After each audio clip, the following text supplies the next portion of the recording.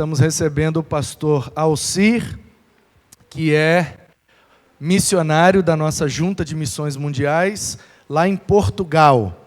Então, pastor, quero te apresentar. Essas meninas aqui à frente são as nossas mensageiras do rei, e tem mais chegando ali.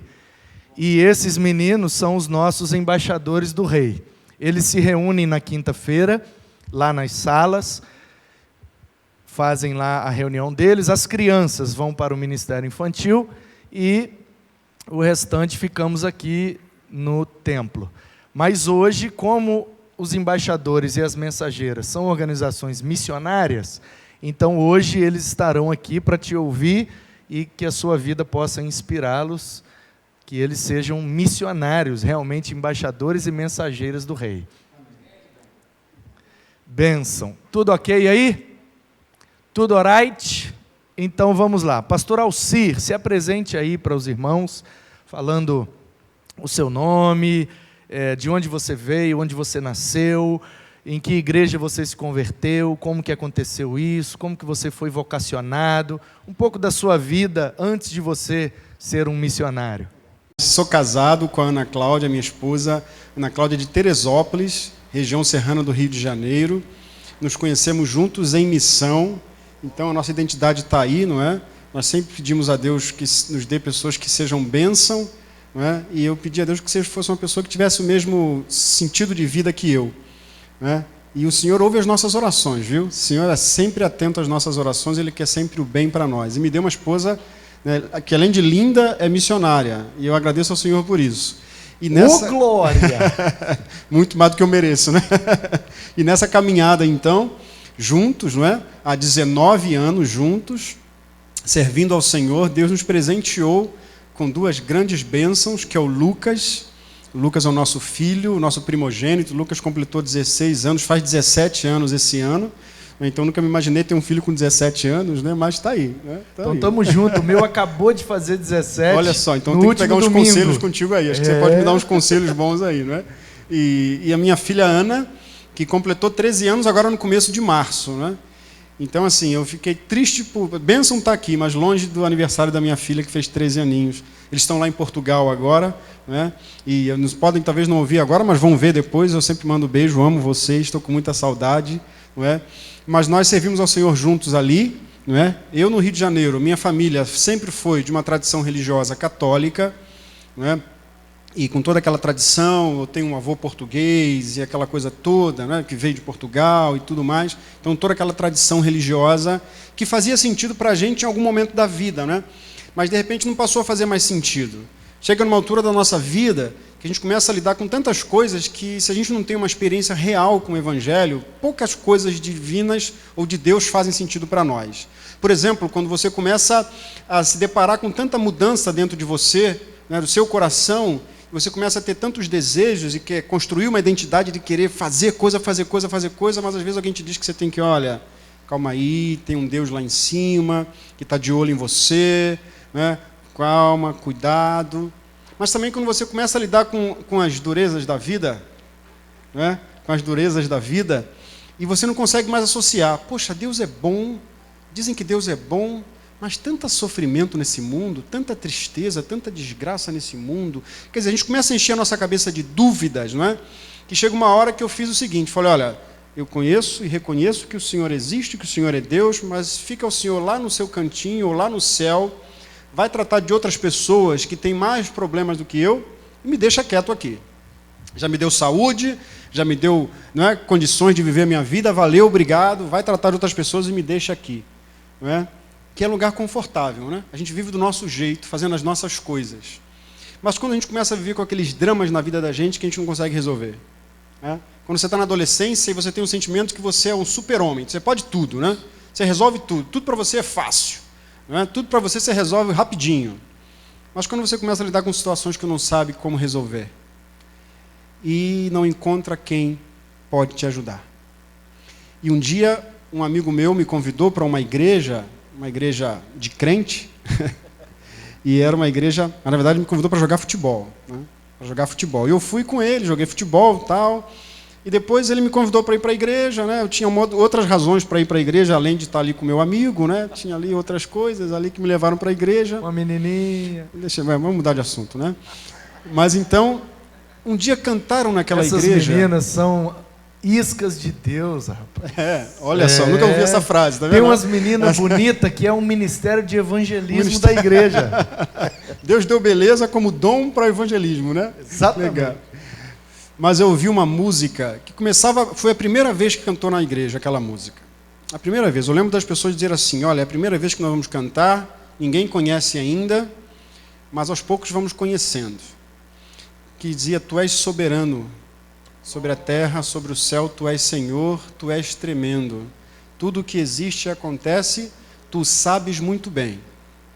Mas apesar dessa glória que tens, tu te importas comigo também. E eu falei, opa, peraí. Isso aqui é uma coisa que eu nunca tinha pensado. Pode anotar essa aí para o final, hein? Eu nunca tinha pensado. Que história é essa? Que o Senhor é glorioso e está lá nos altos céus. E para chegar no Senhor, eu tenho que fazer um monte de coisa, tenho que adorar um monte de coisa, tenho que buscar um monte de coisa. Isso aí eu sei. Mas que lá do céu tu te importas comigo, a gente está falando de um outro Deus. De um outro Deus. Né? Se isso acontece mesmo, né, então me prova. E ele me mostrou Jesus de Nazaré, o Filho de Deus encarnado. E quando nós nos deparamos com Jesus de Nazaré, não há outra escolha senão amá-lo muito, porque ele nos amou primeiro. E eu pude experimentar amor como nunca tinha experimentado na minha vida. E pude experimentar, desejar algo para além de mim, que eu nunca tinha vivido ainda, que era desejar amar e servir ao Senhor. Não lembro de mais nada daquele culto, quem pregou, o que foi pregado, o que foi, o que aconteceu. Lembra pelo menos qual era a igreja? A igreja eu lembro, foi no Rio de Janeiro, né? Foi no Rio de Janeiro, no bairro onde eu vivia, onde eu nasci, fui criado no bairro de Campo Grande, na zona oeste do Rio de Janeiro. Grande. Eu estive lá agora em janeiro. Legal. Então foi ali. Campo né? Grande? Não, eles são de Caxias. Epa, tá lá do outro lado. Mas foi isso. E aí depois que eu me converti e tive esse encontro com Jesus, e Jesus não é para mim um doutrinador, um homem que carrega doutrinas, é um amigo, né? Que disse que me chama de amigo, né? E que a salvação está em eu acolher o amor desse amigo e amá-lo e segui-lo, e segui-lo, e segui-lo. E desde cedo eu aprendi uma coisa: levar Jesus onde Jesus me levar. Onde Jesus me levar, eu estou levando Jesus comigo. Uma frase boa para você postar, hein? Eu quero levar Jesus onde Jesus me levar. Boa. Então, Alci, você naquela noite teve um encontro pessoal com Cristo, entregou a sua vida, provavelmente foi ali discipulado de forma básica, batizado, e aí veio a vocação. Como é que isso aconteceu? Pois é, eu acho que o grande segredo está no discipulado. Né? Porque depois que aconteceu esse negócio, eu falei, o que eu faço agora? Né? Aí veio o irmão e disse para mim assim, agora o irmão tem que frequentar a escola dominical. Aí eu falei, que diabo é isso? Mas vamos lá, né? Vamos lá, o que é a escola dominical? Aí eu descobri logo na primeira semana que a escola dominical era exatamente uma coisa muito legal, mas que ela acontecia exatamente no horário do sagrado futebol de domingo. Aquele futebol que eu jogava lá desde moleque, né? Todo domingo de manhã a pessoa ia, né? Não sei se aqui era assim, de porta em porta. Vamos embora. A gente ia fazendo aquele mutirão, né? Aquele arrastão de gente para o campo. Aí eu descobri que a escola dominical era um negócio que acontecia exatamente na hora do futebol. Eu falei, Senhor, e agora? O que eu faço? Né? O que eu faço? Mas, enfim, a grande experiência é encontrar alguém que deseja caminhar com você, né? Que deseja experimentar ser vulnerável, estar do teu lado, andar junto com você para ensinar Jesus, não apenas com a teoria, com o discurso, mas com a vida.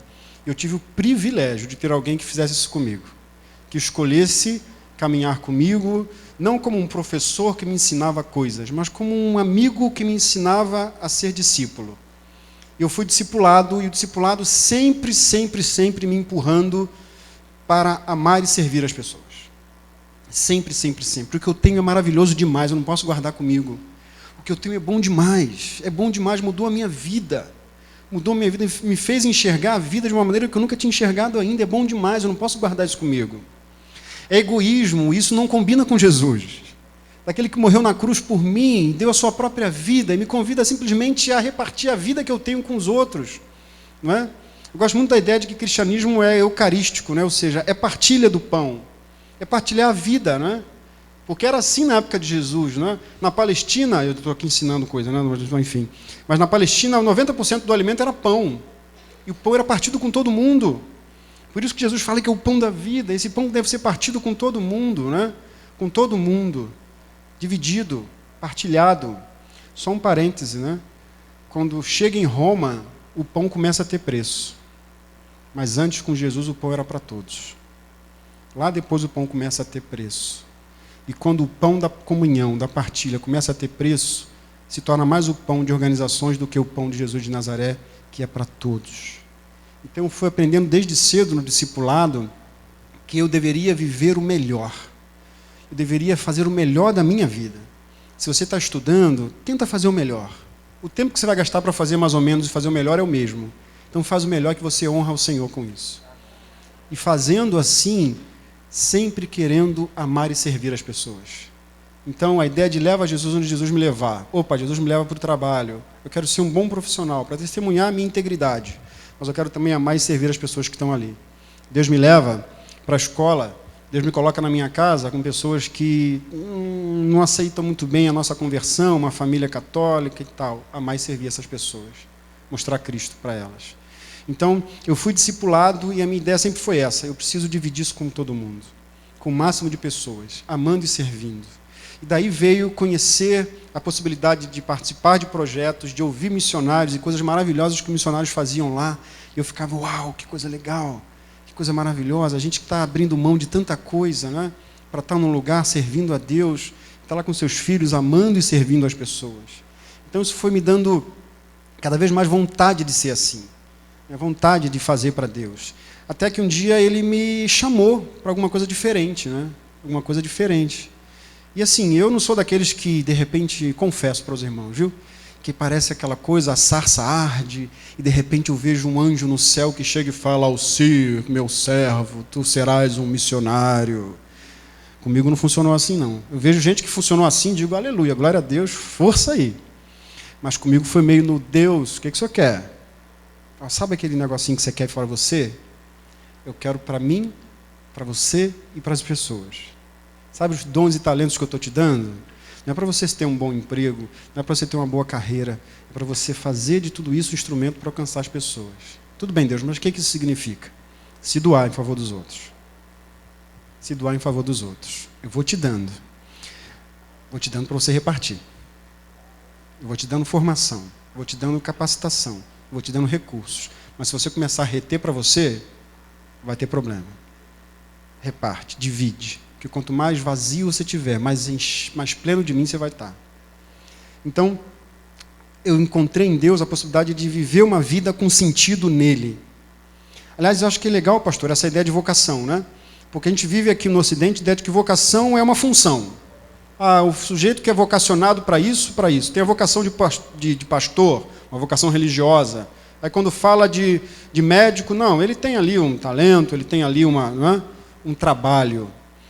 No Oriente, tanto a gente pode ver na Bíblia, no hebraico, no grego e tal, vocação é a ideia de uma coisa que alguém é chamado para alguma coisa. Então a gente vive um mundo que as pessoas falam de pós-vocação, né? Eu quero um trabalho, eu quero dinheiro, eu quero a coisa aqui, o que for melhor, o emprego, a faculdade que dá melhor salário, qual o curso hoje que dá dinheiro? Nossa lógica é essa, né? No mundo oriental não era. É algo que faz parte da minha vida e alguém me chamou para fazer. Eu creio que Deus, na sua soberania, chama alguns para a vocação religiosa, para pastores, para missionários, mas chama médicos, advogados, professores. Deus vocaciona as pessoas. E se a vocação é chamada, é alguém que ouve e é alguém que chama. E o que chama é Senhor sobre todas as coisas. É Senhor sobre todas as coisas. E no seu projeto de construir um mundo conosco, um mundo melhor, um mundo que reflete a glória de Deus, Ele te chama para uma função, para uma profissão, para um trabalho, mas para uma coisa que vai dar sentido para a tua vida. E nas coisas que eu fazia, eu sou professor, a minha família tradicionalmente é de professores, né? Então eu fiz faculdade, sou professor, e fui professor universitário, e trabalhando como professor, de repente, no momento da minha vida, aquilo que eu mais gostava de fazer, eu estou respondendo mais do que você já perguntou, né? Ou não? Estou dentro. Não, tá na vocação. Está na vocação, tá. Vai chegar lá, vamos embora. Então, eu trabalhava, minha esposa também, tinha as nossas responsabilidades e tudo mais. Só para detalhar um pouco, para o pessoal entender o nível da vocação, você trabalhava como professor em que lugar, em que instituição, em qual área? Como é que era isso? Eu sou professor universitário na área de literatura, não é? E trabalhei no Rio de Janeiro. Depois de um tempo, eu fui para Minas Gerais, em Viçosa, está ali o Fernando, não é? E fui trabalhar em Viçosa, fui fazer um mestrado na área de teologia, mas eu queria uma teologia, alguma coisa que fosse mais em missões. Aí fui para Minas Gerais, em Viçosa, no ano de 2000, 99, 2000. Fui lá para fazer faculdade e também fazer o curso de missões. E acabei ficando ali. Né? Acabei ficando ali. E nós, né, já casados, nós plantávamos uma igreja numa cidadezinha pequena, né, ali em Minas Gerais, chamada Coimbra. E começamos a trabalhar no SEM, a minha esposa também. E logo em seguida, quando eu terminei o mestrado, eu já fui convidado para trabalhar e ser professor ali. Só para explicar, para quem está nos acompanhando pela internet, ajuda aí. Aqui, o que é o SEM, que tem lá em Viçosa, onde o Fernando estudou. Fernando está nos visitando nessa noite, ele que é mestre em missiologia e foi aluno do pastor Alci e viu a divulgação, e ele mora em Vitória, trabalha na Vale e veio aqui nos prestigiar. E que bom rever o amigo. Fernando foi diretor do seminário onde eu fui professor, ele foi meu diretor, meu amigo de muitos anos. Nos encontramos lá em São Luís do Maranhão, agora ele está morando aqui. E veio nos prestigiar. Obrigado pela sua presença, Fernando, que muito nos honra. Então explica para o pessoal o que é o SEM. O SEM é o Centro Evangélico de Missões. É uma escola de formação missionária, mas mais do que apenas formação missionária, o objetivo do SEM é capacitar profissionais que querem servir em missões com a sua profissão. Então, médicos, professores, policiais, engenheiros, não é? Que querem servir ao Senhor através da sua profissão. E querem ir para países com a sua profissão em que podem trabalhar e também, ao mesmo tempo, ajudar na evangelização, servir ao Senhor, dirigir igrejas, fazer um trabalho missionário. Então, como eu era professor, eu fui lá também para estudar, para aliar isso, né? Para aliar a minha profissão, de que maneira eu posso usar a minha profissão para servir melhor ao Senhor. Para contextualizar, para quem não conhece, Viçosa é uma cidade universitária, tem ali uma Universidade Federal de Minas Gerais, muito grande. E então ali unem-se, né, muitas mentes, muitas vozes, muita oportunidade na área acadêmica. Exatamente. Então foi ali, nós ficamos ali 12 anos, né, em Viçosa, trabalhando, e como eu disse, né, quando nós recebemos o chamado do Senhor para algo, as pessoas sempre perguntam para nós: pô, mas foi difícil você largar, deixar de dar aula? Foi difícil você largar a direção da escola? Foi difícil você largar o teu emprego? Foi difícil? E eu digo sempre, pelo menos da experiência que eu tenho com a minha esposa, não foi nada difícil. Não foi nada difícil. Porque é como você acordar todo dia gostando muito de fazer uma coisa. E nós gostávamos de fazer o que a gente fazia. Mas a partir do momento quando Deus nos diz: olha, agora a gente quer começar um novo capítulo na história de vocês, um novo contexto, numa nova realidade, um novo desafio, você aos poucos começa a deixar de gostar de fazer aquilo que você gostava e começa a sonhar com outras coisas, e começa a desejar outras coisas. Não é que se tornava um fardo, mas eu continuava acordando cedo para trabalhar, para dar aula, para fazer as coisas, mas o meu coração já não estava ali. Nosso coração já não estava ali, não é? E apesar de tudo que acontecia de bom, e tudo que acontecia de maravilhoso, e quando chega nesse momento, parece que mais coisas boas acontecem para provar a nossa fidelidade, não é? Então nós juntos oramos, né, eu e a minha esposa, trabalhamos ali há 12 anos, já trabalhamos como pastor na igreja, plantamos a igreja, depois ajudamos a revitalizar um outro trabalho, mas o que acontece é que nós começamos a voltar o nosso coração para um outro desafio que Deus nos deu, que já há muitos anos atrás nós tínhamos participado, que era o trabalho em Portugal, o desafio em Portugal. Então a vocação é isso para nós, não é? É a possibilidade de entender que vocação é uma chamada, é um chamado. E se é um chamado, alguém chamou. E quanto mais a gente conhece quem chamou, mais a gente vai entender o que Ele quer de nós. Mais a gente vai entender o que Ele quer da nossa vida. E não é só aquilo que a gente vai fazer, é aquilo que a gente é. Né? Isso é mais importante. Vou usar aqui, enquanto não chega o outro. Vai providenciar um outro microfone aí para a gente? Então, enquanto não chega o outro microfone, vamos... Então, você converteu no Rio de Janeiro, em Campo Grande.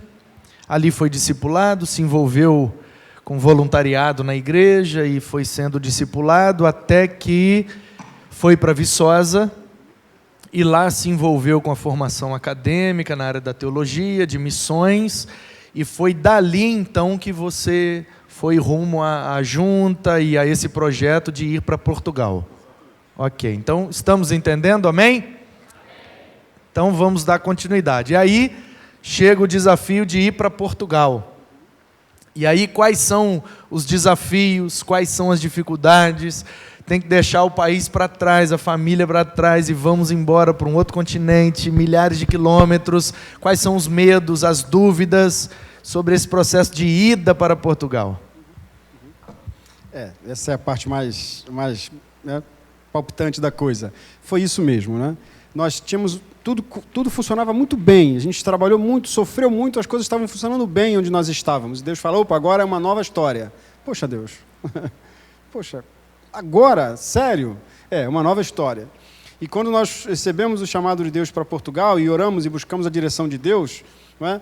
Assim, a Europa, os irmãos sabem, né, um continente bem desenvolvido e tal, mas vivia num momento de profunda crise.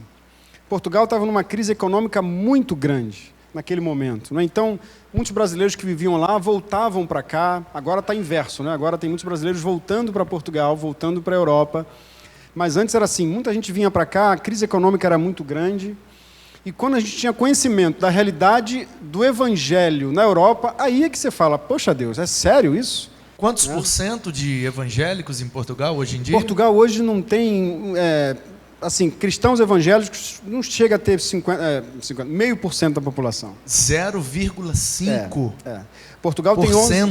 Portugal tem 11 milhões de habitantes e não chega a ter 100 mil evangélicos. Né? Ou seja, é uma... Nós temos no Espírito Santo, olha só isso, irmãos. Em números, às vezes, fica fácil de visualizar a realidade. Exato. Nós temos no estado do Espírito Santo, que é mais ou menos do tamanho de Portugal, mas com menos habitantes, tamanho geográfico, Sim. eu digo, mas acho que o Espírito Santo tem o quê? Entre 4 a 6 milhões. Na Grande Vitória nós temos em torno de 2 milhões de habitantes. Só no Espírito Santo nós temos quase 90 mil batistas. Batistas brasileiros, da CBB. Uhum. Se juntar com os batistas nacionais, os renovados, os batistas independentes, unidos e etc., a gente tem mais de 100 mil só batistas. E em Portugal inteiro, com 11 milhões, não tem 100 mil evangélicos de todas as denominações. Evangélicos. Se a gente fala só dos batistas, não é? Que dentro dessa tua estatística, Portugal tem uma convenção batista, né? Que já é centenária. Aliás, esse ano completa 100 anos a convenção. A gente tinha uma assembleia agora em abril, mas já foi cancelada por causa do coronavírus, não é? E tem que remarcar agora. Tudo preparado lá para ter uma grande festa do centenário, 100 anos, tivemos que já remarcar. Mas, enfim... 100 anos da Convenção Batista Portuguesa. Exatamente. Okay. A Convenção Batista Portuguesa hoje tem umas 74 igrejas, precisamente. Igrejas. 74 igrejas. Só em Vila Velha nós somos 70 igrejas batistas. Exatamente. Aí você pega ali umas independentes e tal, aliás, somos batistas, né? Então... Nós chegamos ali a 80 e poucas igrejas, não temos 90 igrejas, creio eu, batistas em Portugal. E nós não temos, nessas 90 igrejas, vamos colocar assim, não temos muito mais do que 4.600 membros. Então, num país de 11 milhões de habitantes, com 80 e poucas igrejas batistas, não chegamos a ter 5 mil crentes batistas em Portugal. E é uma igreja, então, enfraquecida, uma igreja que sobrevive, não é? Assim é em Portugal, assim é em toda a Europa, de modo geral. Não é? Não passa de 1%. E é importante, né, falar sobre isso, porque, graças ao Senhor, tantas coisas acontecendo na Ásia, na África, milagres acontecendo ali. Hoje, a Europa é o país com menos quantidade de crentes do mundo. né? Na América do Norte, nós temos, na América Latina, nós temos Ásia, África, mas a Europa é o continente com menos crentes do mundo. Eu não tenho certeza, pastor Alcir, então quero perguntar. Sim. É uma pergunta delicada, não sei se até vai precisar editar aí depois, mas enfim, vamos lá. Na sua leitura e como você está lá, hoje você poderia afirmar que nós temos mais muçulmanos do que cristãos na Europa? Sim, com toda certeza. Com toda certeza, temos sim um contingente grande, não é? E obviamente depois com edição, mas nós conhecemos episódios de pessoas que foram enviados e fizeram formação em mesquitas no norte da Europa, norte da África, no Oriente Médio, e foram enviados como missionários para a Europa. Missionários muçulmanos para a Europa. Nós temos muitos casos de famílias que chegam com esse objetivo, não é? E uma coisa importante também, dentro da maioria dos países, mas principalmente em Portugal, que é a nossa experiência, há muito mais jovens que se professam muçulmanos em Portugal do que evangélicos. Aliás, há muito mais jovens que se professam muçulmanos, budistas, até testemunhos de Jeová, né? E lá embaixo você tem católicos e evangélicos. Então, dentro desses quase 5 mil evangélicos, muito poucos jovens. E o islamismo cresce cada vez mais, com certeza chegam cada vez mais pessoas, que muitos chegam com aquela tradição mais radical, mas muitos chegam já assim, preparando os seus jovens para viver num mundo secularizado, um mundo sem tantas regras, mas que continuam fiéis à tradição. Então, é o que a gente chama de contextualização, não é? Então, tradições muçulmanas que são contextualizadas no novo mundo e que às vezes conseguem atrair muitos jovens que vivem o novo mundo, têm ambições como os jovens que aqui têm, mas ainda mantêm as suas tradições. E aí é impressionante, porque hoje a Europa é terreno fértil para isso mais do que para o cristianismo. Para eles o cristianismo é uma coisa que ficou lá atrás e devia continuar lá atrás. A ideia de que que a Europa não precisa mais de Deus, não precisa mais do cristianismo. O cristianismo trouxe muitas bênçãos, mas trouxe muitos momentos de desafio. E hoje, para as pessoas, não precisa mais. Então é muito comum você ouvir o seguinte: olha, nós levamos o evangelho, o cristianismo para vocês, agora vocês querem trazer para nós? Não é? E aí? E aí, pastor, uma coisa importante que difere Portugal, e é importante falar isso, difere a Europa de outros trabalhos missionários. Em outras regiões do mundo, né, nós vivemos a perseguição religiosa. Os irmãos sabem que a perseguição religiosa é dura, religiosa é muito difícil. Temos relatos de famílias, de pessoas, de igrejas que são incendiadas, pessoas que são mortas. Nós choramos com isso, né? Eu, particularmente, choro com isso. Mas, muitas vezes, a perseguição religiosa tem gerado, em muitos países e muitas regiões do mundo, avivamento. Pessoas que foram perseguidas têm experimentado avivamento. O que a gente vive na Europa se chama indiferença. As pessoas não querem saber. E a indiferença gera muitas coisas, mata a visão. Nós não queremos, isso não é bom para mim, eu sou indiferente em relação a isso. Não interessa isso, não me interessa, não vai me acrescentar nada, não me interessa. Então nós vamos falar de Cristo. Cristo, não interessa. Não interessa. Eu lembro que algum tempo atrás foi feita uma pesquisa, mais no norte da Europa, e colocaram assim para jovens. Então, jovens aí, atenção, né? Colocaram assim, numa pesquisa, 3 personagens: Harry Potter, Superman e Jesus Cristo. De onde vêm esses 3 personagens? A maioria dos jovens respondia assim: todos eles são personagens em quadrinhos, de revista em quadrinhos.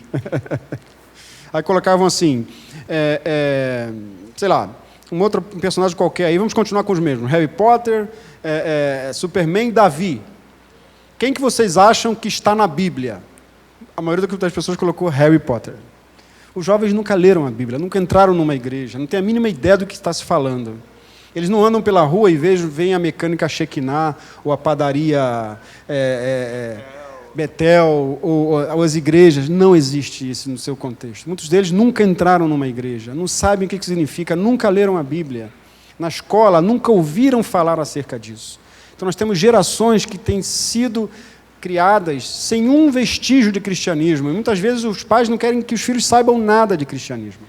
Então deixa eu fazer uma pergunta agora.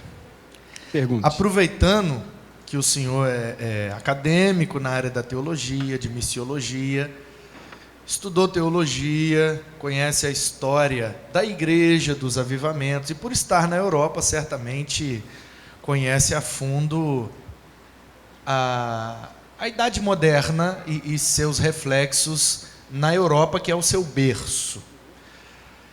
Pastor Alcir, o que é que aconteceu com a Europa, que foi o berço da reforma, que foi o berço dos grandes avivamentos, que exportou o Evangelho para a América e para o Oriente?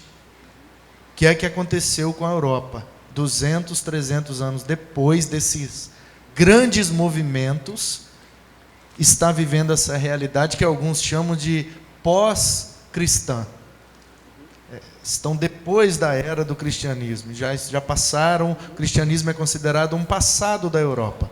Então, o que é que aconteceu com a Europa, pastor? Porque nós precisamos nos atentar, porque daqui a 100, 200 anos pode ser que essa realidade esteja no Brasil. A igreja tome uma direção que vai nos levar no futuro a, por exemplo, a nossa realidade hoje é termos quase 70 igrejas batistas na cidade de Vila Velha. O que é que a gente não pode fazer para que daqui a 200 anos a gente não tenha só 2 igrejas em Vila Velha? Qual erro os europeus cometeram no processo que os levou a essa situação? Para que a gente se atente, para que seja um alerta para quem está ouvindo pelo Facebook, e se quiser fazer uma pergunta, pode digitar aí, a gente vai responder, e você que está aqui sentado e quiser fazer uma pergunta, basta que você levante a sua mão e o microfone vai até você e você pode fazer uma pergunta como essa. E a minha pergunta então é: qual cuidado que a igreja brasileira tem que tomar para que ela não venha a se encontrar na situação que a Europa está agora? Essa pergunta a gente poderia responder de muitas formas, mas sendo objetivo, e talvez aquilo que me recorre à mente agora, quer dizer, se nós pensamos na modernidade, né, no tempo onde a gente viu que, pela primeira vez na história, aquele continente quis construir cultura abrindo mão de Deus. Porque até então, sempre Deus estava presente. Mas antes desse período, a gente teve um período chamado da Idade Média, né, que foi um período de muitas controvérsias. A igreja que prevalecia no continente, muitas vezes, gerou muito mais repressão, gerou um pensamento muito mais fechado.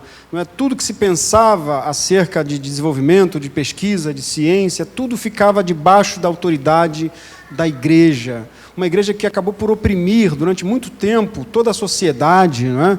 Então, tudo que se fazia, tinha que se fazer com autorização, com a permissão da igreja, não é? Mas, ao mesmo tempo, uma igreja que não conseguia lidar com as suas complexidades, ela vivia mais autoritária do que gerando discípulos, pessoas que conheciam verdadeiramente Cristo, não é? A ideia de que muitas coisas que foram conquistadas, não foram conquistadas graças vamos dizer assim, ao trabalho de evangelismo, discipulado, mas graças à imposição de autoridade, não é? Aquilo que já atrás vinha com a ideia da espada.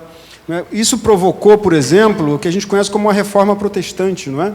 Quando Martinho Lutero, né, então lá, século XVI, vindo tudo isso, vendo que Deus estava quase que sequestrado pela igreja, e a igreja que dizia quem vai para o céu, quem não vai, a igreja que dizia o que era certo, o que era errado. Então nós tivemos, por exemplo, mais no sul da Europa, né, o período de Inquisição. Portugal, Espanha, viveram ali séculos de Inquisição, onde quem pensava diferente, quem acreditava diferente de alguma coisa, estava reprimido e era morto. Então, nós digamos que todos nós aqui não sobreviveríamos num mundo assim, não é? E então, a ideia de que a sociedade começou a pensar e começou a tentar se libertar disso, e a Reforma Protestante é essa ideia, não é? Não é pela imposição da igreja, não é? Ninguém vai salvo porque ele consegue dar os seus méritos ou comprar as suas indulgências. Nós somos justificados pela fé. A Reforma Protestante foi um grito de tentar dizer que nós precisamos voltar ao Evangelho, só a graça, só Cristo, só a fé, só a cruz, só em Cristo. Mas, ao mesmo tempo em que se grita contra a religião, começa a se desenvolver uma nova época do iluminismo, né, onde as pessoas começam a desenvolver e construir um pensamento buscando autonomia na forma que pensa as coisas, e, resumidamente, chega um momento em que se conclui: bom, nós já conseguimos pensar temos capacidade de pensar nas coisas. Nós não precisamos mais de Deus. Não precisamos mais de religião. A religião só reprime. A religião não leva a lugar nenhum. E talvez um grande filósofo, o Nietzsche, que resume muito bem isso, ou seja, para que a gente consiga ser aquilo que a gente realmente quer, aquilo que a gente realmente pode ser como ser humano, Deus precisa ser tirado do negócio. Porque Deus está sempre ali em cima tentando regular a gente. Então, se a gente tira Deus, se a gente assume que Deus está morto, a gente consegue ser aquilo que a gente quer. Isso não é novo não, hein? Isso não é nada novo. Você lembra da experiência em Gênesis, não é? Por que lembra da tentação da serpente? Olha, sabe por que Deus não quer que vocês comam? Porque se vocês comerem, vocês serão igual a Deus. Então, no fundo, era um desejo que as pessoas tinham de ser igual a Deus, de viver completamente, como Nietzsche dizia, construir o super-homem, que ele é capaz, pela sua própria capacidade, pelo seu raciocínio, pela sua compreensão, pela sua própria condição de vida, resolver os seus problemas e construir progresso. O homem é capaz de construir a sua própria história. Eu vivi isso na minha vida, quando eu disse para Deus, Deus, muito obrigado, não preciso mais do Senhor. Valeu, até aqui foi bom. Obrigado por tudo que o Senhor me deu. Agora vai cuidar de quem precisa, vai cuidar dos pobres, miseráveis, e eu resolvo a minha vida aqui. Então, pela primeira vez, aquele continente decidiu construir a sua história deixando Deus de lado. Deixando Deus de lado. O que aconteceu? Não demorou muito para que viessem as guerras, e as guerras confirmassem, não é? Que, se nós buscamos construir vida sem Deus, há caminhos que ao homem parecem ser bons, mas o fim são caminhos de morte.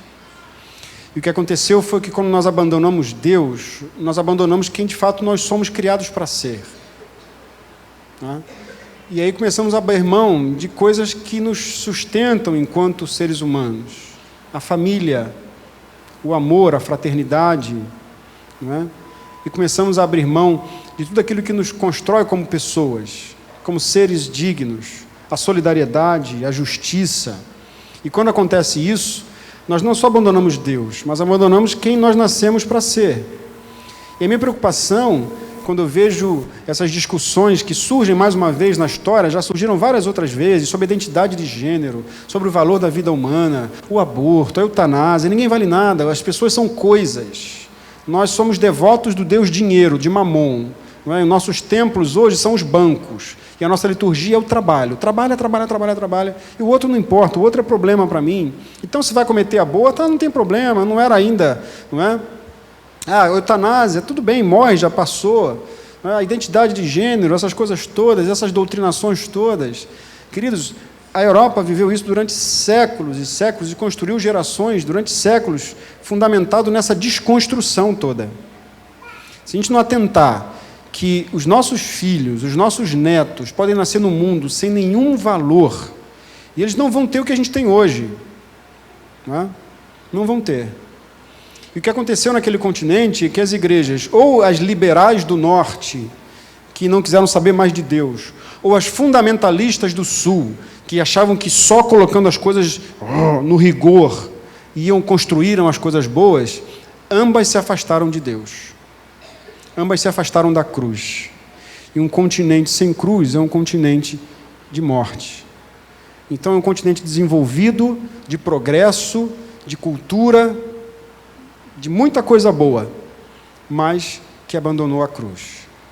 Me preocupa quando eu vejo, irmãos, que hoje no Brasil o discurso, se fala muito assim, pastor, mas não se fala muito de salvação, de céu, de vida eterna.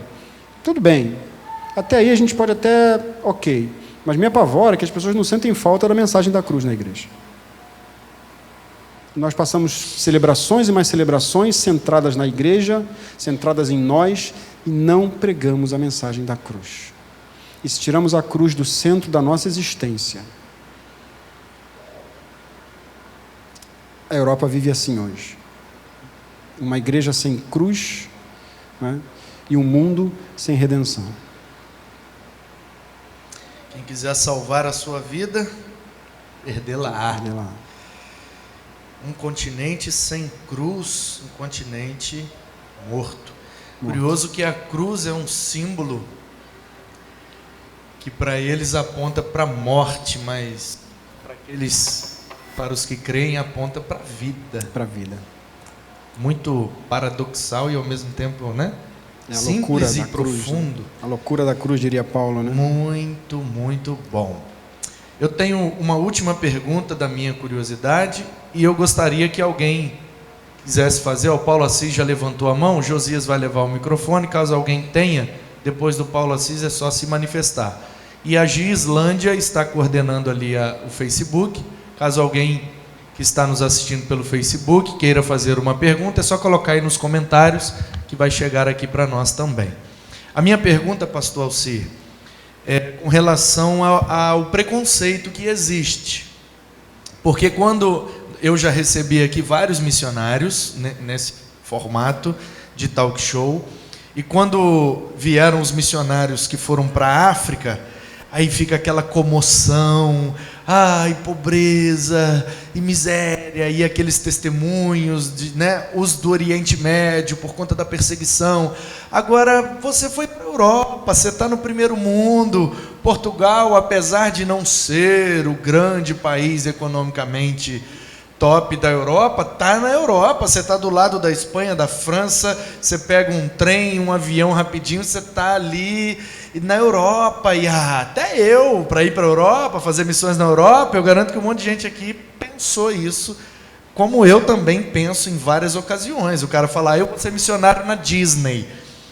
Aí porque a gente tem uma mentalidade brasileira, que é um negócio, mas a gente vê, ei, você quer um lugar que precisa mais de um missionário do que a Disneylândia? Por que é que nós pensamos que a alma de um pobre vale mais que a alma de um rico? Isso é um pré-conceito nosso, porque cada alma neste planeta vale a mesma coisa para o Senhor. Eu ouvi isso de um pastor uma vez, quando ele estava falando de um projeto para alcançar milionários de um condomínio em Vitória. E aí eu pensei, com o meu pensamento brasileiro preconceituoso, até eu, um projeto para evangelizar os milionários, entrar no condomínio e jantar, lagosta, e tal. E aí eu fiz ele leu, louva a Deus pela vida desse pastor, que é uma águia. Ele bateu o olho no meu semblante e disse assim, você jovem, você está achando que porque é num condomínio para milionários é fácil, é moleza, né? Então deixa eu te perguntar, a alma de um milionário vale menos? Quando você sobe o morro para distribuir uma cesta básica, isso é evangelho. Mas quando eu entro e chamo um milionário para comer uma lagosta gratinada, com o intuito de ganhá-lo para Jesus, aí não é evangelho?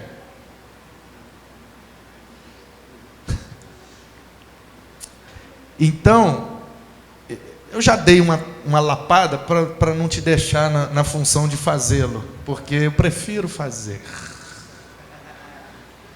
Mas eu queria que o senhor desse uma resposta, pastor, por favor. O que é que você diria para essas pessoas que de forma preconceituosa acham que quem vai evangelizar no primeiro mundo tem menos importância do que quem vai para a África ou para o Oriente Médio? Sim. A tua introdução já foi, já chacoalhou tudo aqui, né? E aí, bom, é isso. Assim, eu podia começar com a experiência que o próprio Paulo viveu, né? Em Atos 16, quando ele é chamado para sair daquela realidade de evangelização ali na Ásia, e o texto de Lucas diz o seguinte, crescia em número a evangelização na Ásia naquele momento. Era maravilhoso o que acontecia ali, né? E Paulo volta numa segunda viagem, exatamente já para começar a colocar a coisa em ordem, porque a igreja cresceu muito e precisava colocar algumas coisas em ordem, né? E aí, olha que engraçado isso, né? Quando o Espírito Santo fala com Paulo, olha, legal, está tudo correndo muito bem aí. Paulo já tinha tido ali um negócio assim meio com Barnabé, João Marcos e tal. E aí foi cada um para um canto, né? Quer dizer, os dois para um lado, Paulo para o outro. Agora Paulo tem uma nova turma com ele, né? E ele não sabia ainda o quanto essa turma seria útil para ele nesse novo ministério. Timóteo, Silas e Lucas. Mas Paulo, quando entra, Paulo tem uma resistência para entrar naquele novo lugar ali, sabe? E aí depois Cristo chama, ele continua ali, será que é isso mesmo, Senhor? Poxa, será que é isso mesmo? Até que ele tem um sonho, né? Aí ele vê um homem, um varão macedônio na praia que fala, passa Macedônia, e não sei como é que é, você pode ver se eu posso fazer, a tua voz é mais grossa que a minha, né? Passa Macedônia e ajuda-nos, né? Aí Paulo entra ali, né? Rapaz, desde que Paulo entra ali era só dor e sofrimento, né? Paulo entra, sai de Troade, chega a Neápolis, num porto como vocês aqui, vai para a cidade de Filipos, uma cidade rica, uma cidade de cidadãos romanos, né, de gente com grana, tanto que a primeira convertida era Lídia, uma mulher que trabalhava com empresa de tecido, né? Ou seria um Avon, a Natura, vendedora Exato, de púrpura, né? A Magazine Luiza, a Magalu. Não pode fazer propaganda aqui não, né? Eu não estou ganhando nada, viu? Pode, quem sabe eles não patrocinam pois a gente. Exatamente. E aí... Para rampa, né, Natan? Quem sabe se a Magazine Luiza der uma oferta, nós aceita. Então ela pegava aqueles tecidos de púrpura caro e bonitos do Oriente, né? E vendia para os senadores, para os políticos, para os militares lá. Paulo converte aquela mulher, ela se batizar, é a primeira mulher a ser batizada ali. E é interessante que a afirmação depois, quando Paulo está tratando com uma menina endemoniada, uma jovem endemoniada, e Paulo expulsa o demônio dela, e os seus senhores, ela era escrava, né, ela ganhava dinheiro, os caras ganhavam dinheiro com adivinhação, então eles diziam que ela tinha o espírito do deus Apolo, fazia adivinhação, e eles vão lá e, pamba, ganham dinheiro com aquela jovem escrava. Aí quando Paulo mexe com o bolso deles, eles ficam desesperados, né, e falam, esse judeu, pela primeira vez Paulo deve ter se chamado de judeu, me chamaram de judeu aqui, que legal, né? Esse judeu vem aqui para perturbar a nossa cidade. E depois daquilo ali foi prisão, angústia, sofrimento, mas acima de tudo a rejeição direta a tudo aquilo que estava sendo feito ali. E só prevaleceu, irmãos, porque foi o Espírito que mandou e Deus fez milagres. Dissipou as trevas e realizou um milagre que quando eles estavam adorando ao Senhor, né, presos, terremoto, porta se abre, corrente se rompe, o pobre coitado do carcereiro aposentado devia pensando assim, trabalhei minha vida inteira, agora que eu estou aqui no final da vida aposentado, fazendo aqui meu bico, esses camaradas vão ser soltos aqui, a confusão que me arrumar. Vou cometer suicídio, a melhor coisa que pode acontecer, minha reputação vai ser prejudicada. Né? Bando de bandidos solto nessa cidade, agora eu estou ferrado. Paulo, calma aí, fique tranquilo. Creia no Senhor Jesus e será salvo, tu e a tua casa. É debaixo de milagre. Nosso trabalho de evangelização naquele continente, queridos, e isso talvez seja o grande desafio, sem dúvida alguma, é a base da rejeição. É a base da indiferença. Então, o que nós sofremos ali, não é a indiferença em relação a tudo aquilo que nós vivemos. Eu digo, há níveis de relação na Europa. O primeiro dele é você ver aquele paraíso turístico. Vá para lá. É muito bonito mesmo. Apesar de que eu sou do Rio de Janeiro e amo o meu Brasil, e acho o Brasil incomparável. O Brasil é maravilhoso. O Brasil é muito bonito. O Brasil é lindo. E eu sinto muita saudade da minha terra. Segundo nível é morar ali como imigrante, onde você trabalha, tal. Terceiro nível é você viver com o europeu. E nós fazemos isso. Nós vivemos com eles. E para você começar a evangelizar uma pessoa, você tem que pelo menos ter vivido e se relacionado com eles pelo menos uns 2, 3 anos. Até começar a falar de Jesus para eles. E mais, quando você chega, muitos deles já te conhecem, chegam na tua casa, já vê Bíblia, já vê esse negócio, já chegam, esse negócio está me suando a armadilha. Está me suando a armadilha. Olha, veja bem, se você quer, a gente gosta de você, da tua família, se você quer ser meu amigo, tudo bem. Mas se está fazendo isso para me falar de religião, acaba aqui agora. Não, eu não quero falar de religião, nunca quis. Né? Mas depois de 3 anos de convivência, ainda assim, você pode ter um amigo, mas quando você fala de Jesus, isso eu não quero saber. Sinto muito, muito obrigado, foi bom te conhecer. Então a gente lida com a rejeição, com a indiferença. E sabe que a indiferença, pastor, gera uma outra coisa também, que é a invisibilidade. Sabia? A indiferença gera invisibilidade. Uma igreja que é voltada para si e a indiferença para o sofrimento do mundo, você pode passar do lado de um homem que está morando na rua, de uma pessoa que fuma crack, que está ali igual um zumbi no meio da rua e aquilo ali é invisível para você. Então, muitas vezes, queridos, nós como missionários ali somos invisíveis. Invisíveis. Enquanto na África os missionários são heróis. Né? Vocês são... Uma anomalia, um problema. Aquele continente não quer isso.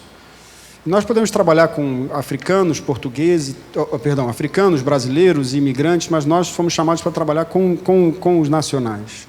E na grande parte das coisas, irmãos, nós somos invisíveis. Nós somos indiferentes, tratados com indiferença. E para você sobreviver num lugar como esse, e eu agradeço a Deus quando vejo, por exemplo, no norte da África, em outras regiões, caramba, tem que ter muita edição nesse negócio. Pessoas que sonharam, tá? E chegam para o missionário porque tiveram um sonho. Com Isha, com Jesus, E eu agradeço ao Senhor por isso, né? Mas quando nós conseguimos contactar, conectar e levar o Evangelho para uma pessoa, né? Durante alguns anos, nós agradecemos ao Senhor. Mas muitas vezes o sentimento, e abro meu coração com vocês aqui, vocês que são crianças. Quando nós fomos para lá, o pastor perguntou ainda há pouco. Eu sentei com meu filho de 10 anos e com minha filha de 6 anos e perguntei assim, a gente está mudando de país, está indo para um outro lugar, é legal, mas quais são os nossos medos? E eu falei dos meus medos. A minha esposa falou dos medos delas. O meu filho de 10 anos falou dos seus medos. E a minha filha de 6 anos falou dos seus medos. Nós fomos com medo. Nós fomos sabendo que Deus nos levou para lá. Mas nós sabíamos que era difícil. E fomos carregando os nossos medos. Um dia, sentados em casa, conversando sobre essa história, começamos a lembrar dos medos. Sabe de quem eram os medos mais reais? E aqueles que foram realmente um grande problema? Adivinha? Da de 6 anos. Da minha filha de 6 anos. Não os meus. Os meus eram coisas da minha cabeça, muitos deles. O da minha esposa eram coisas da cabeça dela. Do meu filho, muita animação. Mas a minha filha de 6 anos tinha medos reais. Mas naquela conversa nós percebemos que o Senhor cuidou dela e ajudou-a a vencer os seus medos. E hoje ela ama o Senhor e é mais missionária naquele país do que todos nós. Deus tem um presente especial para vocês que estão me ouvindo aqui nessa fileira da frente. É só dizer para Ele, Deus, eu quero, mas eu tenho medo. Mas eu quero te conhecer verdadeiramente. Vocês podem experimentar aí, como já tem experimentado, a vida em abundância. E a vida de vocês se tornar algo muito melhor e algo mais maravilhoso do que vocês podem sonhar e imaginar. Mais do que ser astronauta ou ser igual ao Cristiano Ronaldo, mais do que qualquer outra coisa. Não é? Ser ou moça, sei lá quais são os sonhos de vocês hoje. Mas Cristo pode dar para vocês sonhos e projetos de vida muito maiores e levar a vida de vocês para lugares que vocês não têm ideia de onde podem chegar. E hoje carregamos ainda o medo. Mas muitas vezes o desânimo que a gente tem é de não ver tantos resultados assim, ou de caminhar com pessoas e chegar no fim da caminhada, recebemos o desprezo. O nível de relação de quem faz missões ali. Por isso, queridos, uma coisa que nós dizemos ainda hoje, a Europa é um cemitério de missionários. Muitos têm morrido fisicamente em outros continentes, mas muitos têm morrido emocionalmente, espiritualmente, ali naquele lugar. Então nós sempre tomamos muito cuidado com isso, porque se diz sempre no ambiente missionário, a Europa é um cemitério de missionários. É difícil demais. Não se iludam simplesmente porque acham que nós vivemos, até porque não vivemos assim, né? Não vivemos comer bacalhau todo dia. Me perguntaram, você come bacalhau todo dia? Eu não tomo bacalhau todo dia. Vocês vivem ali, desfrutam e fazem turismo o tempo todo? Não fazemos turismo o tempo todo. Nós vivemos com o povo, nós vivemos com as pessoas. Nós queremos estar junto delas, parecer com elas. E há muitas pessoas, talvez a maioria esmagadora das pessoas na Europa hoje, queridos, e principalmente no sul da Europa, que vive debaixo de muita situação de desemprego, de desânimo, de desencorajamento e muitas vezes com salários mínimos, como muitos de nós vivem aqui. Então para muitos não é esse paraíso que se imagina, mas é possível ainda que a gente veja pessoas que caminham que andam de carros de luxo e comprem roupas de luxo, mas são sepulcros caiados. Porque seu corpo é carregado de riquezas, mas o seu coração, o seu interior é carregado de morte. E essas pessoas vão para o inferno. E se ninguém se dispor a dizer, Senhor, usa-nos ali, move-nos para lá, essas pessoas vão morrer sem Jesus. E como disse bem o pastor, aquela alma não tem um valor inferior ou melhor do que outra alma. Deus, para Ele, todas as almas têm o seu valor. E Cristo já pagou na cruz o valor por elas. Amém. Vamos ouvir então a pergunta do Paulo Assis. Pastor, eu gostaria de fazer um preâmbulo antes de fazer a minha pergunta. Há alguns anos atrás, nós ouvimos uma reportagem, uma pesquisa, que o Brasil era o país que mais fazia missões no mundo. Era o melhor, considerado a melhor administração, o melhor trabalho. Logo depois, os muçulmanos, saiu outra reportagem, os muçulmanos disseram o seguinte: para cada um missionário brasileiro que nós vamos, que vier para a Europa, para o resto do mundo, nós vamos mandar 100. Agora eu vejo o pastor falar que Portugal já chegou essa quantidade. Aí eu pergunto, quem que a igreja tem alguma culpa de essa situação estar assim, por falta de empenho, de trabalho e de colaboração? Porque o que eu vejo eles fizeram essa promessa de mandar 100 missionários, estão mandando mesmo. E a nossa junta tem que mandar um missionário, 2, 3 no máximo, por falta de verba.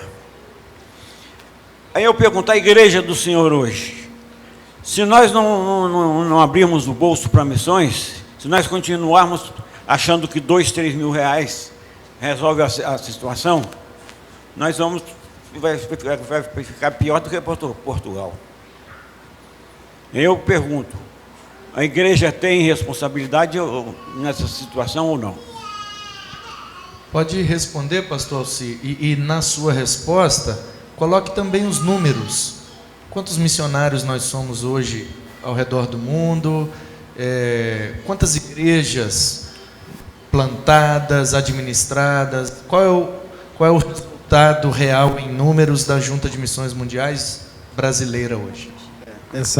Bom, vamos lá. Eu precisaria da minha cola para fazer isso. Eu confesso, eu tenho... Desculpa. Os irmãos que tiveram ontem receberam um papel. Isso. Obrigado. Pode me trazer aqui? Irmã, muito obrigado. Isso, é esse mesmo. Ô, bênção, irmã. A irmã me salvou aqui, viu? Depois você pode tirar a edição e colocar assim. Olha, está tudo na minha cabeça, eu tenho de cor aqui, faz uma edição aí. Obrigado, irmã. Não é isso. Pastor, depois você pode até ler os números aqui. O irmão tem uma voz mais bonita. Eu publiquei ontem nos meus stories. Levanta a mão quem viu os números no meu stories. Benção. Então nós somos hoje, Paulo Assis, estamos em 85 países, são 1.933 missionários. No dia que isso aqui foi feito, mas pelo relatório do João Marcos ontem na reunião, já passamos de 2.000.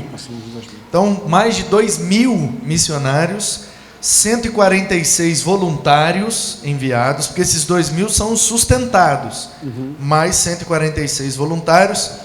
Em 2019 foram 1.466 batismos, 12.549 líderes capacitados, 196.723 pessoas beneficiadas pelos projetos, 4.869 líderes em atuação nos campos, 3.411 discipuladores, 1.086 pequenos grupos, 1.344 plantadores de igreja, 309 igrejas organizadas, eu estou falando só de 2019, e 31.205 profissões de fé crendo em Jesus, porque nem todos os que fazem profissão de fé têm condição de serem batizados. Exatamente. Por conta das dificuldades dos campos. Exatamente. Em que a igreja é extremamente perseguida. Então esses são os números milagrosos. Exato. Da nossa junta de missões mundiais. Exatamente. Irmão Paulo, bom, acho que até o pastor Manu e o pastor Fernando também teriam mais condições de responder isso do que eu, né? Que estão aqui no Brasil, são professores de teologia, estão vivendo isso. Eu queria dizer que a gente pensa muitas vezes na questão financeira apenas, e eu queria ir para um outro lado, sabe, irmão? Porque eu acho que é uma questão da nossa consciência acerca de quem nós somos como igreja. Isso é que me preocupa muito. Eu poderia até fazer aqui uma relação rapidinho com a Bíblia, né? Porque o texto de Atos 1:8, que nós conhecemos muito bem, não é? Recebereis poder ao descer sobre vós o Espírito Santo, e sereis minhas testemunhas, tanto em Jerusalém, Judéia, Samaria e até os confins da terra. Que declaração poderosa, né? Que Lucas relata ali em Atos, Jesus fazendo essa declaração. Que declaração bonita. E talvez a grande motivação de missões para muitos, e durante muitos séculos tem sido. Que coisa maravilhosa. Mas você sabe que aquilo ali nasceu de uma resposta de Jesus a uma inquietação dos seus? Não foi um discurso bonito que ele encerra assim como, não é? Um discurso aí de um grande líder, então recebereis. Ele estava respondendo a uma dúvida, uma inquietação do coração dos discípulos, que passaram tantas lutas com Jesus, tanto momento de dificuldade, e de repente Jesus volta, acontece aquelas coisas maravilhosas ali, ele tem contato com eles, ele restaura, renova a fé e tudo mais. De repente fala, pessoal, eu já falei para vocês antes, vocês não entenderam, mas olha, eu vou subir. Vou subir, vai acontecer toda aquela coisa, pedir para vocês ficarem aqui em Jerusalém para descer o Espírito Santo. Aí de repente os discípulos dizem, alguém vai fazer essa pergunta aí? Tem que perguntar, alguém tem que perguntar. Jesus, é o seguinte, olha, quando é que o Senhor vai restaurar o reino a Israel? Quando é que o Senhor vai restaurar o reino a Israel? E é uma pergunta que, se por um lado revela uma angústia no coração daquelas pessoas, poxa vida, lá vai ele subir de novo, vem sofrimento aqui. E o reino, não é, na lógica de um judeu, era a felicidade plena da instauração, do controle do Messias, do grande ungido de Deus, para libertar a gente de todo sofrimento político, social, de toda opressão, não é? E era ali aquele momento de hoje vai haver paz, haja paz sobre o povo de Deus, haja paz em Jerusalém. Então, quando é que a gente vai ter essa paz? Era uma angústia, uma inquietação, que ao mesmo tempo mostrava uma ausência de clareza teológica, não é? Porque não é desse reino que ele está falando, né? E segundo, o reino de Deus que Jesus inaugurou não é apenas para Israel, não é apenas para Israel, é fazer de Israel bênção para todos os povos, é para todos. E Jesus vem fazer uma afirmação, olha, não importa para vocês saber o tempo, as épocas, o Cronos e o Kairos, não importa saber disso. Importa que vocês vão receber poder ao descer sobre vós o Espírito Santo, para ser testemunhas. E eu fico imaginando Deus dizendo o seguinte, olha, aquilo que Deus planejou, está planejado. Os propósitos deles não podem ser frustrados. Então Deus disse que a igreja vai sobreviver, vai resistir, vai ser sempre minoria, vai sofrer muita luta, mas as portas do inferno não vão prevalecer. Então vai acontecer. Aquilo que você faz de Deus como aquele que você busca sempre para encontrar resposta para alguma coisa, né? Você só busca Deus quando está no aperto, você só busca Deus quando está passando um perrengue ali, uma dificuldade, só ora, começa a orar e jejuar quando a coisa está complicada. Não é isso que ele quer. O povo de Israel fazia isso, ele falou, para tudo. Eu sou Emanuel, Deus com vocês, cuidando de todo mundo. Salmo 68, 19.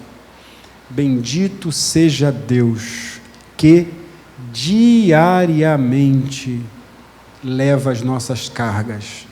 O Deus que é a nossa salvação. O Deus cuida da gente diariamente. Ele vai cuidar de você. E os planos que Ele tem para a sua vida vão se cumprir segundo a vontade dEle. Pode ficar descansado. Aquilo que Ele prometeu para você, Ele vai cumprir. A salvação que Ele já te garantiu na cruz vai chegar um dia. Não importa se você está esperando aquilo que vai acontecer, o que importa é o que você está fazendo até que esse dia aconteça e chegue. O que você está fazendo da tua vida? Até que o dia que Deus vai cumprir os propósitos para a tua vida, até o dia que Ele vai te chamar para a eternidade, até o dia que você vai realizar aquilo que Deus está te prometendo há tanto tempo e não cumpriu ainda. aquela promessa que Ele te fez de curar o teu casamento, de curar os teus filhos, de livrar os teus netos, de trazer libertação, de te fazer aquele emprego que você está tanto tempo, aquele concurso que você nunca passa, no tempo dele vai acontecer. O importa é o que você está fazendo até que esse dia chegue. E sabe o que a gente está fazendo hoje, irmão Paulo? Distraindo. E ele fala, a gente tem um propósito, uma missão. Até que ele volte, vocês são testemunhas em todos os lugares. Quando a gente perde a noção disso, a gente vive para nós mesmos. E Deus vive uma espécie de babá para atender as nossas demandas. As nossas igrejas, em vez de ser lugares que promovem vida e missão, como está acontecendo aqui agora, são clubes sociais. Para entretenimento, para lazer, para autossatisfação. E se a gente perde a nossa noção do que a gente nasceu para ser, na cruz do Calvário, aquilo que Ele quer de nós, que é ser testemunha até o dia final, a gente vai perdendo a nossa condição de ser igreja redentora, queridos. Como alguém disse, não é? Cristo é o caminho e a igreja se torna o pedágio. Não é? A igreja não é aquele que favorece o caminhar, é aquela que impede a caminhada das pessoas. E me preocupa quando vivemos experiências e gerações onde a igreja se preocupa mais com teologias do que com discipulado, se preocupa mais com rituais e eventos do que em processos de santificação, de transformação, de vida em abundância. Os jovens que cada vez mais estão interessados lá fora e menos aqui dentro. E nós vamos perdendo as coisas, vamos mantendo um jeitão de ser que já não interessa para mais ninguém, nem para Cristo, porque nem a semelhança dele somos mais. E aí, consequentemente, o dinheiro acaba. Por quê? Porque meu dinheiro não é para ele, é para mim. Então, é um negócio que começa com a falta da noção de quem a gente é, irmão Paulo. Se a gente perde a noção de quem a gente vive para nós mesmos, não como discípulos de Cristo, e para o amor e para a glória dele, e para a transformação, ou para proclamar, numa linguagem bonita de Pedro, as virtudes daquele que nos chamou das trevas para a sua maravilhosa luz. E se a gente vive para nós mesmos, alguma coisa começa a dar errado aos poucos. E vão morrendo as ofertas, vão morrendo os investimentos, porque a paixão já foi embora. Quem aqui ainda se recorda da sua experiência de conversão, mas ainda sente o coração pegar fogo? Ou quem aqui ainda lembra do sentimento que é ser instrumento de Deus para levar alguém à salvação? Lembra? Não vou nem perguntar qual foi a última vez que você conseguiu ser instrumento de Deus para levar alguém à salvação. Estou te perguntando se você lembra daquele sentimento que é ver alguém professar a fé, sendo você instrumento de Deus para levar a Cristo. A gente está perdendo o básico. E eles estão cada vez mais dispostos a reverter o quadro. E a gente distraído. A gente preocupado quando é que Deus vai restaurar o reino para mim, para a minha igreja, para a minha cidade, para a minha Israel. Se a gente perde a visão de quem é, a gente perde a noção do que a gente foi chamado para ser. E a gente se torna pedra de tropeço, e não ponte de salvação. Vamos ouvir a pergunta do pastor Ximenes.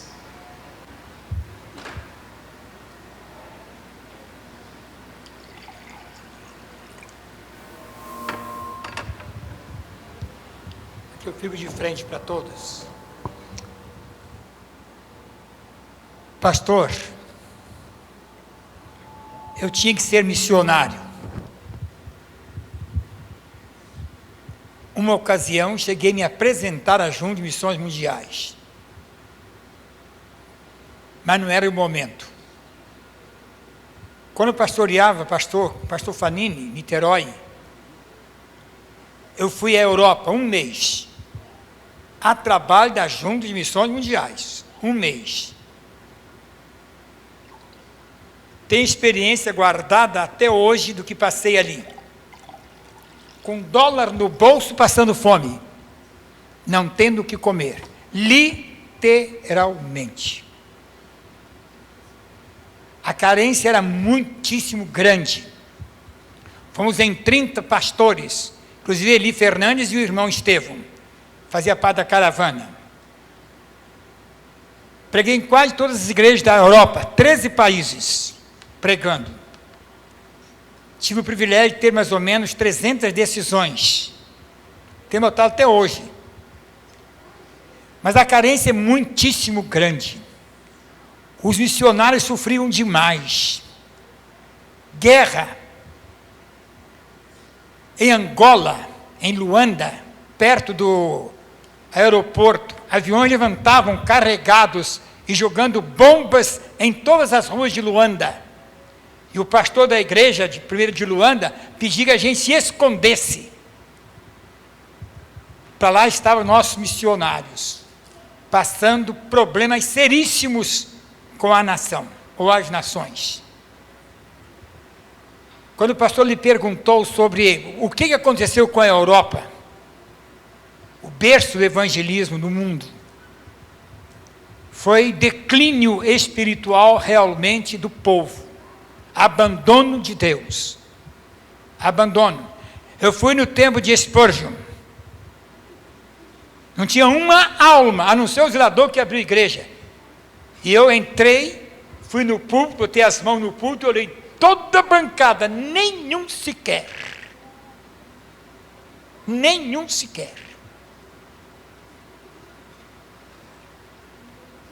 as experiências foram as mais importantes na minha vida pastoral.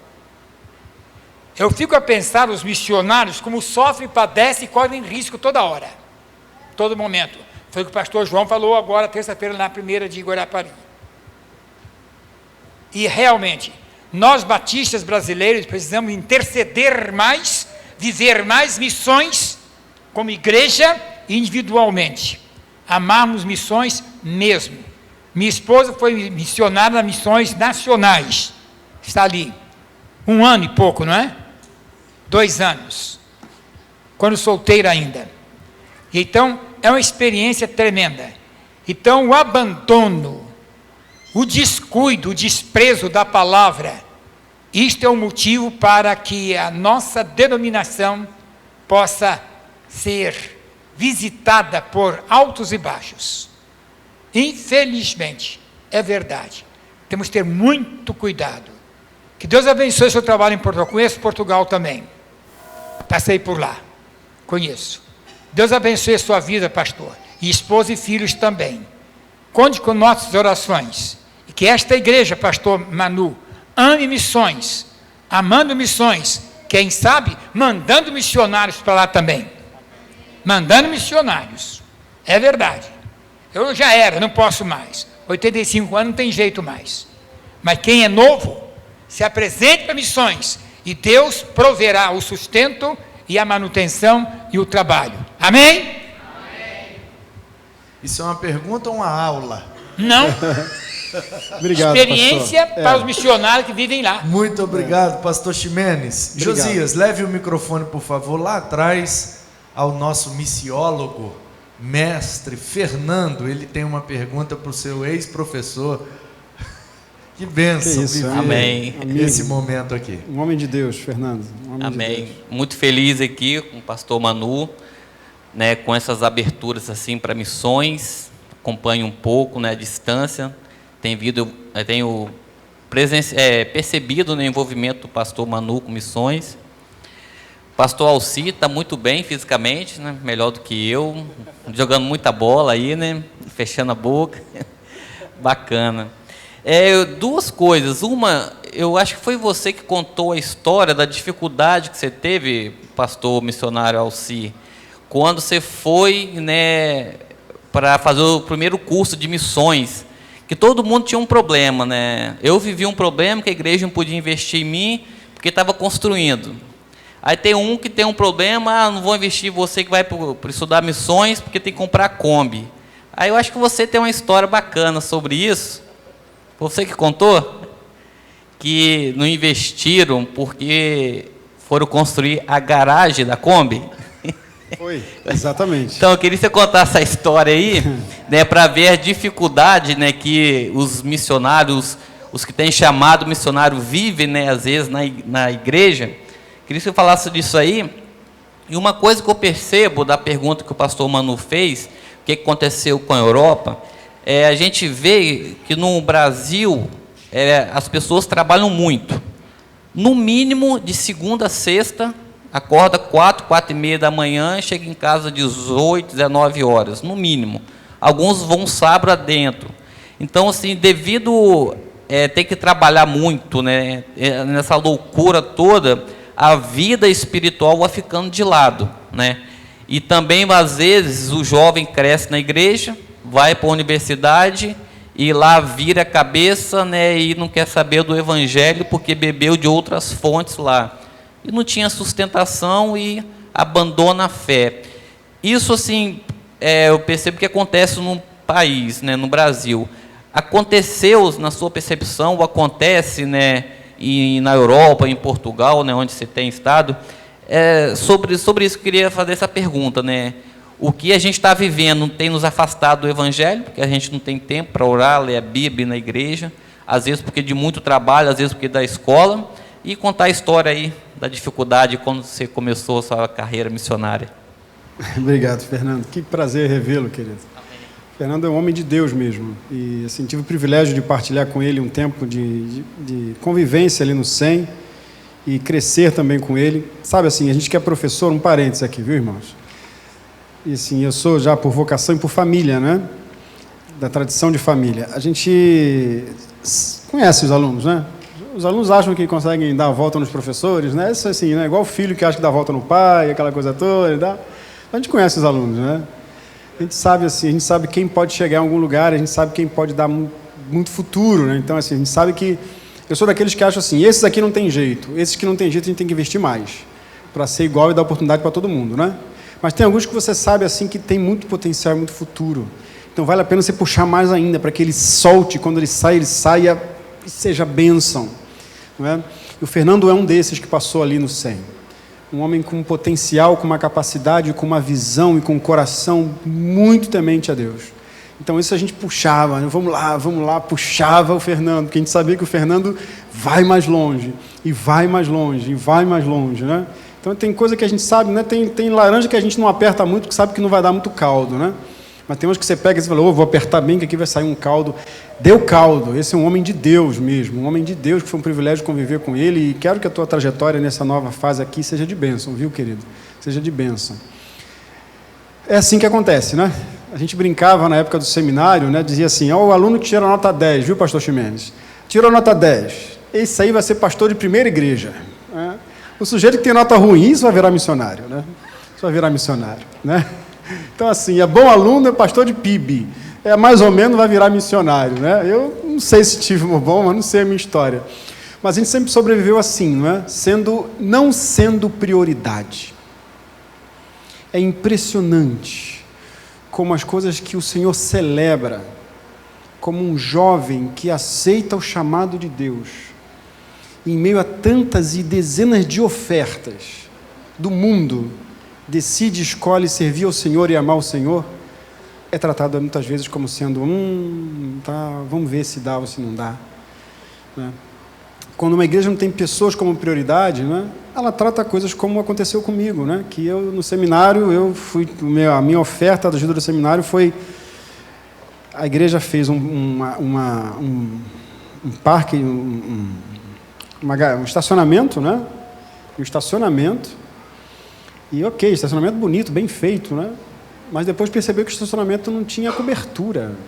O estacionamento sem cobertura, a cômoda da igreja fica pegando chuva, o carro do pastor fica pegando chuva, né? Então vamos fazer um telhado no estacionamento da igreja. Aí vai cair aonde, irmão? No sustento do seminarista, né? Então é assim que funciona, né? Então isso demonstra muitas vezes as prioridades que a gente tem. Fernando, é assim mesmo que acontece.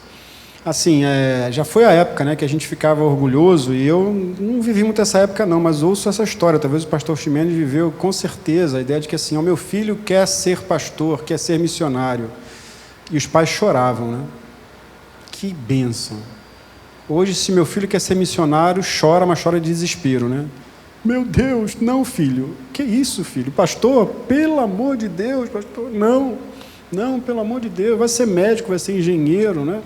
Vai fazer alguma coisa, vai trabalhar, né? O pastor missionário não trabalha, né? Vai ser alguma coisa que honre, né? A gente está muito ligado à função, a trabalho, não à vocação, né? O mundo pós-vocacional é muito feio, muito chato.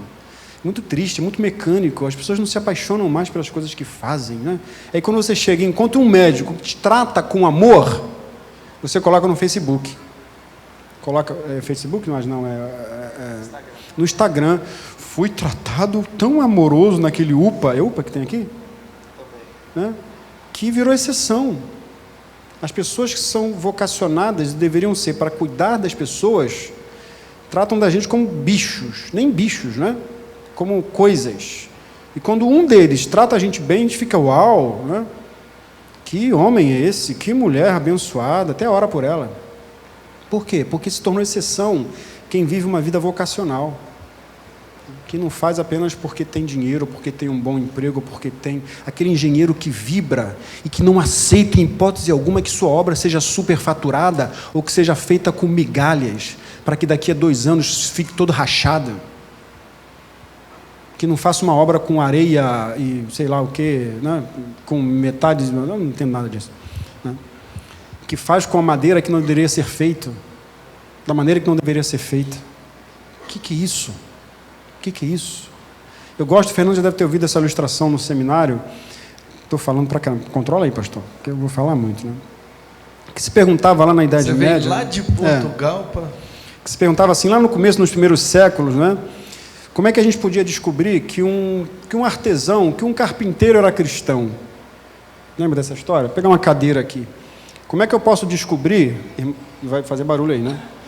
Pastor, desculpa aqui a indelicadeza de deixá-lo. Como é que eu posso saber, nos primeiros séculos se faziam essa pergunta, que quem fez essa cadeira, claro, de madeira, é cristão? Como é que eu posso saber que a pessoa que fez isso aqui é cristão? Hoje talvez tivesse aqui uma coisa, né? Só Cristo salva, só Jesus, né?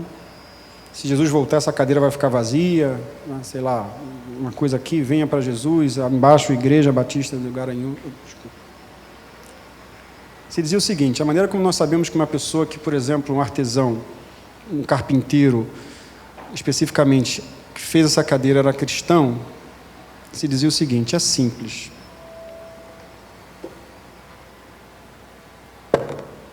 Você vira a cadeira e olha embaixo da cadeira. Se a parte de baixo, que não é visível, que ninguém vê, é feita com o mesmo cuidado, é trabalhada com o mesmo cuidado que a parte onde todos veem, esse era um cristão. Porque os cristãos não faziam as coisas de qualquer jeito. Os cristãos não aceitavam fazer as coisas de qualquer maneira. Por isso, eles aceitavam até a morte para obedecerem e honrarem Cristo em tudo. A minha pergunta é, será que esse mesmo Deus que chamou essa gente deixou de chamar? Ou será que a gente está com dificuldade de ouvir? Será que hoje Deus não chama mais jovens? Ou será que os jovens estão cada vez mais com dificuldade de ouvir? Tem cada vez mais ruído na comunicação. Cada vez mais ruído. Ah, mas no passado não tinha? Tinha muito. Mas talvez nessa geração se ouça mais outras vozes do que a voz de Deus. Pastor Fernando, Deus nos colocou no coração de que a gente ia para Portugal e a Junta de Missões Mundiais tem como os primeiros missionários, não é, pastor Ximenes, enviados para o campo, missionários para Portugal. Os primeiros missionários são enviados para Portugal. O pastor João Marcos falava sobre isso no encontro aqui em Vila Velha, né? Muitas pessoas fiéis, irmãos, foram para lá e deram sua vida lá. O pastor falou aqui agora. Mas muitas vezes, 20 anos, 30 anos plantando uma igreja. Quando o missionário saía, o que acontecia? Muitas vezes. A igreja fechava. A igreja fechava. Ou quem entrava na igreja, ou então a igreja dizia assim, missionário, junta, manda mais um missionário, barato, de graça, né, sem custo algum. E aí Deus falou conosco, Fernando, para discipularmos, porque a única forma que a gente sabe fazer as coisas é através do discipulado. Vamos discipular aquela juventude de lá. Vamos encontrar e vamos ao encontro de uma juventude, vamos fazer discípulos. Eu fui para trabalhar no seminário também, não é? O seminário estava fechando quase, né? E tinha muito poucos alunos, E todo mundo, quer dizer, se ninguém quer saber de Deus, os jovens menos ainda. E saber de vocação, de ministério, vocação religiosa, ministério, ser pastor, é aí que não. Aí que não. Mas vamos encontrar essas pessoas, vamos ensinar para elas que o sentido da vida é Jesus, e quando a gente ama e serve a Jesus, a gente ama e serve as pessoas. A gente ama e serve a nossa nação. Vamos acreditar que a gente pode transformar uma geração, e essa geração pode transformar a sua geração seguinte, e nós podemos ver a história desse continente mudada. Talvez eu não veja. Já tenho visto tantas coisas acontecendo. Alcançar uma geração, como eu disse, que está mais disposta ao ateísmo, mais disposta a religiões orientais do que ao cristianismo. Eu digo para os irmãos, Deus está fazendo milagres ali. A gente tem visto história de gente que está sendo transformada, sabe? É em locais que igrejas estão morrendo, sabe? Igrejas estão morrendo, irmãos. Morrendo mesmo. Igrejas estão fechando, igual o bar do vizinho ali que fechou porque os clientes não gostavam mais daquele caldo, gostavam do caldo do bar da frente. E aí está fechando ali a loja, né? A comida não era gostosa. Igrejas que estão fechando. O pastor falou de igrejas ali que... né? Sem ninguém, e aquela coisa de igrejas que viraram hotéis, boates, cassinos, isso acontece muito, né? Então, igrejas estão morrendo, e nós precisamos revitalizar algumas igrejas. Deus nos chamou para plantar uma igreja e trabalhar com uma igreja liderada por jovens, sabe? No centro de Lisboa, para alcançar jovens, numa linguagem dos jovens. Ah, mas qual a linguagem dos jovens? É a mesma linguagem dos adultos, é o Evangelho. Essa é a mensagem. Só que a gente pode comunicar de maneiras criativas, como a gente está aqui agora, que impactem o coração das pessoas dessa nova geração. Que gostoso estar aqui. Obrigado, pastor. E nós então temos visto Deus fazer milagres. Eu estou falando isso porque eu vou pedir para a irmã passar um vídeo daqui a pouco aqui, né? Então já estou antecipando um pouquinho. A minha esposa faz um trabalho com mulheres. As mulheres sempre sofrem nesses ambientes, irmãos. Sofrem rejeição, sofrem indiferença, carregam uma mochila cheia de angústias, de lutas, de dores. Às vezes são profissionais, são esposas amorosas, são mães maravilhosas, mas às vezes vivem os dramas que só elas sabem, que só elas conhecem. E Deus deu à minha esposa um ministério de mulheres ali, para alcançar essas mulheres, partilhar o Evangelho. E como disse bem o pastor, às vezes elas vêm e acolhem, mas do discipulado à profissão de fé e ali ao batismo é um caminho longo. Mas a gente tem vivido a experiência de ver milagres acontecendo ali. E hoje nós temos muita gente nesses ministérios que a gente desenvolve, porque Deus tem sido fiel para com a gente. Eu queria te convidar a assistir comigo, se for possível agora, esse pequeno vídeo, pastor. Enquanto vai colocando ali, Isabela vai colocar o vídeo para assistirmos.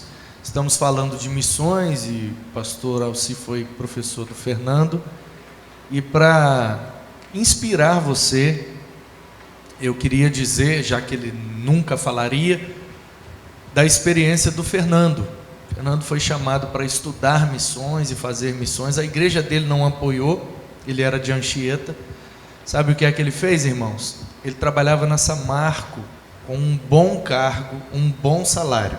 Ele pediu conta e pegou a rescisão e foi para Viçosa estudar e fazer missões.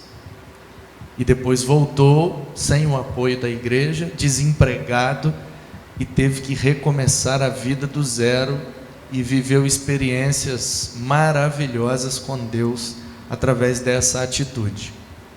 E mesmo sem conseguir ainda atingir o que ele queria, fazendo missões, o Senhor honrou ele, dando a ele um emprego e uma situação de vida até melhor do que o que ele tinha antes.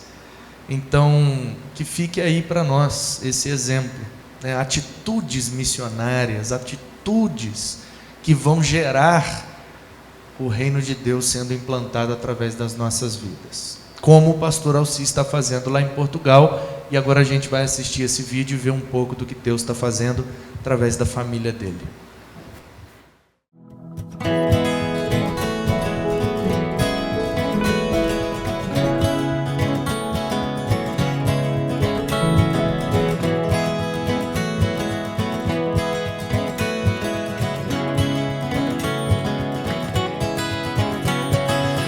Ouve hoje, Deus, a nossa oração, um hino de louvor, expressão de gratidão, por tua graça que lavou o nosso coração, pela segurança que encontramos sob a tua mão. Que estes lábios meus declarem quem tu és, Jesus. Que este mundo possa ver em mim a tua luz. Que amor estranho, difícil de entender, desceste a este mundo, assumiste o sofrer, da tua glória te despiste ao ponto de morrer. Tornaste-te como um de nós para nos fazer viver. Que estes lábios meus declarem quem tu és, Jesus. Que este mundo possa ver em mim a tua luz. Quero entregar-te tudo o que sou, meus sonhos e ambições, argumentos e razões. Quero andar no caminho que fazes diante de mim, seguro em ti, Senhor.